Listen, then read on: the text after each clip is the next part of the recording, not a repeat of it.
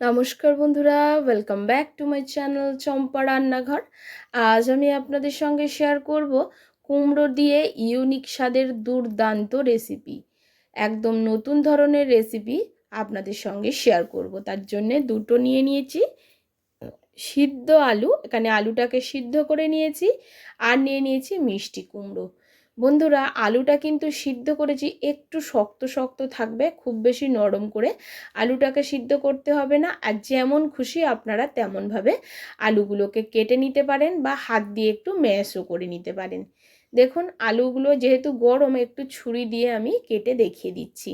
Please বন্ধুরা, প্রথম থেকে শেষ পর্যন্ত ভিডিওটি দেখবেন, ভিডিওটি কিন্তু বেশ ইউনিক। আপনাদেরকে আমি কথা দিতে পারি, এই শ্রাবণ মাসে একদম সবচেয়ে সেরা স্বাদের নিরামিষ রেসিপি এই কুমড়ো আলুর তরকারি। এটা কিন্তু আপনারা অনেকেই শ্রাবণ মাসে নিরামিষ খান, সেই কথা মাথায় রেখেই আমি তৈরি করেছি। এখন কুমড়োটাকেও আমি কেটে নিয়ে ফিরে এসেছি। যেমন খুশি কুমড়োটা আপনারা আপনাদের পছন্দ মতো সাইজ করে কেটে নিতে পারেন। এখন একটা স্পেশাল মশলা বানিয়ে নেব। কড়া বসিয়ে নিয়েছি, তার মধ্যে দিয়ে দিচ্ছি হাফ চামচ গোটা জিরে, গোটা মৌরি, গোটা ধনিয়া, গোটা গরম মশলা, একটা জয়িত্রীর টুকরো, একটা শুকনো লঙ্কা। এটাকে প্রথমে কিছুক্ষণ নাড়াচাড়া করে আমি ভেজে নেব, ধরুন ওই 2 থেকে 3 মিনিট। তারপরে যখন দেখব হালকা ভাজা ভাজা হয়ে আসছে, তখন এর মধ্যে একটু জায়ফল ভেঙে এক টুকরো আমি দিয়ে দিয়েছি। অল্প করেই দেবো, অল্প তরকারি রান্না করব, তাই পরিমাণ অনুযায়ী আপনারা দেবেন। এবারে গোটা জায়ফলটাকে ভেঙে এক টুকরো আমি ইউজ করেছি। এবারে মশলাটা খুব ভালো করে ভাজা হয়ে গেছে, সাইডে সরিয়ে রাখবো। মাথায় রাখবেন, এই মশলাটা কোনো রকমভাবে পুড়ে যাতে না যায়। পুড়ে গেলে, বেশি ভাজা হয়ে গেলে তরকারি তেতো হবে তরকারিতে দিলে। সুতরাং হালকা লালচে কালার আসলেই মশলাগুলোকে তুলে ফেলতে হবে, গোটা মশলাটাকে তুলে নিয়ে গুঁড়ো করে নেবেন। আবারও কড়াটা বসিয়ে দিয়েছি, কড়ার মধ্যে দিয়ে দিয়েছি সর্ষের তেল, রান্না করব সর্ষের তেলে। তার মধ্যে দিয়ে দেবো হলুদ গুঁড়ো আর একটু লবণ। এবারে এর মধ্যে যে কেটে রাখা কুমড়োগুলোকে আমি কেটে রেখেছিলাম, কুমড়োগুলোকে হাই ফ্লেমে ভাজবো।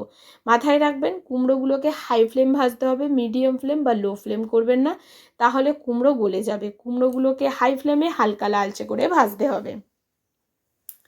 এখন দেখুন, কুমড়োগুলোকে হালকা লালচে করে আমি ভেজে নিয়েছি। এবারে আমি এগুলোকে তুলে নিচ্ছি। একটু তাজা কুমড়ো হলে এই রান্নাটা বেশ ভালো হয়। আপনারা কুমড়ো দিয়ে অনেক রকমের রেসিপি তৈরি করে খেয়েছেন। আজকের আমি যে রেসিপি আপনাদের সঙ্গে শেয়ার করছি, এটা আমার অনুরোধে বাড়িতে একবার বানিয়ে দেখবেন। কুমড়োগুলোকে তুলে নেওয়ার পর যে তেল আছে, তার মধ্যে দিয়ে দিচ্ছি গোটা জিরে আর তেজপাতা ফোড়ন। ফোড়নটা একটু ভাজা হলে দিয়ে দেবো বেশ কিছু টমেটো কুচি। টমেটোটাকে একটু নাড়াচাড়া করে নেওয়ার পরে দিয়ে দিচ্ছি গ্রেট করে রাখা আদা। 1 ইঞ্চি আদাকে আমি গ্রেট করে নিয়েছি, সেই আদাটাকে আমি দিয়ে দিলাম। টমেটো আদাটাকে খুব ভালো করে তেলের মধ্যে কষাতে হবে যতক্ষণ না টমেটোটা গলে যায়। যেহেতু এটা নিরামিষ রান্না, তার জন্য এখানে একটু হিং আমি ব্যবহার করলাম। তবে আপনাদের যদি হিং দিতে অপছন্দ হয়, সেক্ষেত্রে আপনারা স্কিপ করতে পারেন। তবে হিং দিলে এটা স্বাদে গন্ধে হয় অপূর্ব। এবারে আবারও একটু নাড়াচাড়া করে কষিয়ে নিচ্ছি। প্লিজ বন্ধুরা, প্রথম থেকে শেষ পর্যন্ত ভিডিওটি দেখবেন, নাহলে আপনি বুঝতে পারবেন না আজকের রান্নাটা কিভাবে করেছি। খুব চটজলদি রান্নাটা হয়ে যায়, আপনি ভাবতেও পারবেন না, মাত্র 10 মিনিটে রান্না কমপ্লিট হয়ে যাবে। এবারে দিয়ে দিচ্ছি ওপর থেকে একটু কসুরি মেথি, যাতে সুন্দর একটা গন্ধ আসে রান্নার থেকে। আবারও কসুরি মেথিটাকে দিয়ে আবারও একটু মশলাগুলোকে নাড়াচাড়া করে নিচ্ছি। নাড়াচাড়া করে নেওয়ার পর এর মধ্যে দিয়ে দেব কাঁচা লঙ্কা, আর দিয়ে দেবো আগে থেকে সেদ্ধ করে যে আলুগুলোকে ছুরি দিয়ে কেটে রেখেছিলাম, সেই আলুগুলো। এই আলুটাকে ছোট বড় যেমন খুশি সাইজের কাটতে পারেন, কোনো অসুবিধা নেই। জাস্ট এই মশলার মধ্যে 2 থেকে 3 মিনিট নাড়াচাড়া করে মিডিয়াম ফ্লেমে একটু কষাবো। হাই ফ্লেম করবেন না, তলাতে লেগে বা পুড়ে যেতে পারে। একদম মিডিয়াম ফ্লেমে এটাকে 2 থেকে 3 মিনিট টমেটো আদা কাঁচা লঙ্কার সঙ্গে কষাবেন। এখন কিন্তু বেশ সুন্দর একটা গন্ধ আসছে। আপনারা হয়তো ক্যামেরার ওপর থেকে বুঝতে পারছেন না, তবে বন্ধুরা বিশ্বাস করুন, বেশ সুন্দর একটা গন্ধ। এখন কিছু গুঁড়ো মশলা অ্যাড করছি। দিয়ে দিচ্ছি লঙ্কার গুঁড়ো। এখানে ঝাল লঙ্কার গুঁড়োটাই আমি ব্যবহার করেছি, কাশ্মীরি লঙ্কার গুঁড়ো দেব না। দিয়ে দেব পরিমাণ মতো হলুদ গুঁড়ো, দিয়ে দেব লবণ। এবারে লঙ্কার গুঁড়ো, হলুদ আর লবণ দিয়ে খুব ভালো করে এটাকে আমি মিশিয়ে নিচ্ছি। এখানে কোনো রকম জিরার গুঁড়ো ব্যবহার হবে না বা ধনিয়ার গুঁড়ো ব্যবহার করা হবে না। যে গোটা মশলাটাকে ভেজে নিয়েছি সেই মশলাটাই ব্যবহার হবে। এবারে দিয়ে দিচ্ছি এখানে ভেজে রাখা কুমড়োগুলো। কুমড়োটা খুব ভালো করে একটু কষিয়ে নেবো 1 থেকে 2 মিনিট মতো আলুর সঙ্গে। এখন দেখুন খুব সুন্দরভাবে আমার কষানো হয়ে গেছে। উপর দিয়ে দিচ্ছি একটু চিনি। কুমড়োর তরকারি একটু নিরামিষ মিষ্টি মিষ্টি হলে খেতে ভালো লাগে। এবারে দিয়ে দিচ্ছি ভেজে গুঁড়ো করে রাখা সেই গোটা মশলার গুঁড়ো করে রাখা, সেটাকেই আমি হাফটা ব্যবহার করলাম, হাফটা পরে ব্যবহার করব। এবার ওই ভেজে নেওয়া মশলাটাকে দিয়ে একটু নাড়াচাড়া করে নিচ্ছি।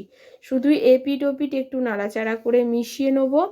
তারপরে এর মধ্যে গরম জল ব্যবহার করতে, উষ্ণ গরম জল, মাথায় রাখবেন বন্ধুরা, এখানে উষ্ণ গরম জল ব্যবহার হবে।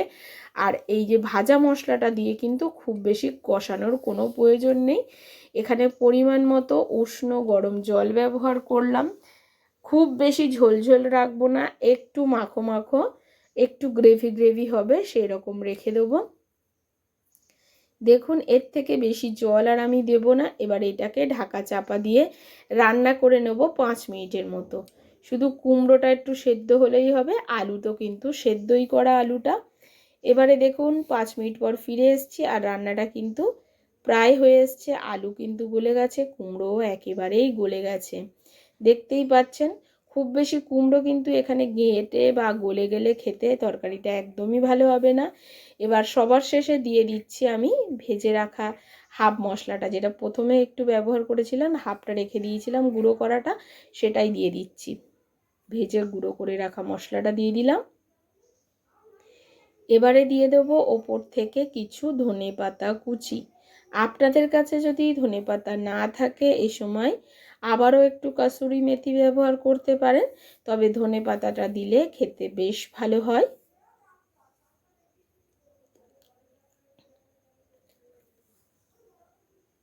সমস্ত কুমড়ো আলুটা বেশ ভালো করে সেদ্ধ হয়ে গেছে।